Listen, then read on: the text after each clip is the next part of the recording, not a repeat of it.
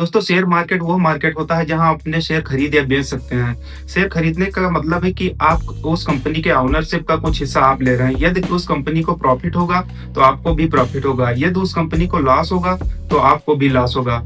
Share market, equity market, stock market, ये तीनों एक ही नाम है। दोस्तों शेयर मार्केट की शुरुआत 1611 ईस्वी में डच ईस्ट इंडिया कंपनी द्वारा शुरू की गई, जो मेनली शिप्स के थ्रू अपना बिजनेस किया करते थे, और उसी समय एम्स्टर्डम स्टॉक एक्सचेंज की स्थापना की गई। दोस्तों भारत में शेयर बाजार की स्थापना 1875 ईस्वी में की गई, जिसका नाम the native share and stock brokers association रखा गया और बाद में नाम बदलकर द बॉम्बे स्टॉक एक्सचेंज रखा गया। दोस्तों बात आती है स्टॉक एक्सचेंज क्या होते हैं। स्टॉक एक्सचेंज वो स्थान या जगह होती है जहां आप अपने शेयर खरीद या बेच सकते हैं। यानी स्टॉक एक्सचेंज बायर और सेलर को मिलाने का कार्य करते हैं। भारत में 8 एक्टिव स्टॉक एक्सचेंज है, जिसमें से 2 मुख्य स्टॉक एक्सचेंज हैं।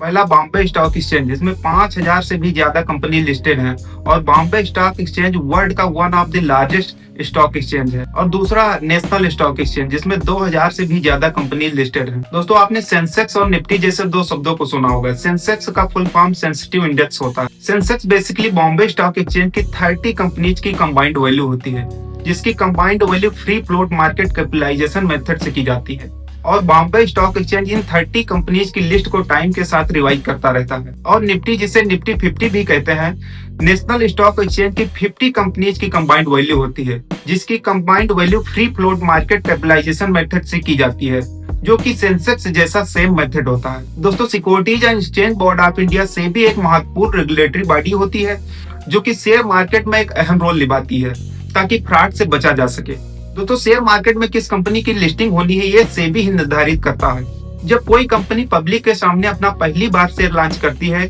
तो उसे आईपीओ यानी इनिशियल पब्लिक ऑफरिंग कहा जाता है। दोस्तों इन्वेस्टिंग और ट्रेडिंग 2 अलग अलग महत्वपूर्ण टर्म्स होते हैं। इन्वेस्टिंग लॉन्ग टर्म के लिए होती है और ट्रेडिंग शॉर्ट टर्म के लिए होती है। दोस्तों अगर रिस्क फैक्टर की बात की जाए तो इन्वेस्टिंग में रिस्क कम होता है, क्योंकि ये लॉन्ग टर्म के लिए होती है, और ट्रेडिंग शॉर्ट टाइम के लिए होती है, तो इसमें रिस्क ज्यादा होता है। दोस्तों बात आती है शेयर को कैसे खरीदा जाए। दोस्तों पहले सभी चीजें ऑफलाइन होती थी, तो शेयर को खरीदने के लिए आपको स्टॉक एक्सचेंज ही जाना होता था, जो कि ब्रोकर के माध्यम से होता था। दोस्तों ब्रोकर इन्वेस्टर और स्टॉक एक्सचेंज के बीच कम्युनिकेट करते थे और ट्रांजेक्शन को एग्जीक्यूट करते थे, और उसके बदले कुछ फीस चार्ज करते थे।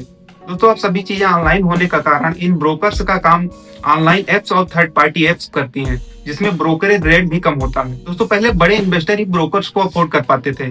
अब चीजें ऑनलाइन होने के कारण शेयर मार्केट में एक क्रांति आई है और स्मॉल इन्वेस्टर भी भाग लेने लग रहे हैं। दोस्तों इस वीडियो में शेयर मार्केट के बारे में एक बेसिक जानकारी थी। आप अपने विचार नीचे कमेंट में लिख सकते हैं।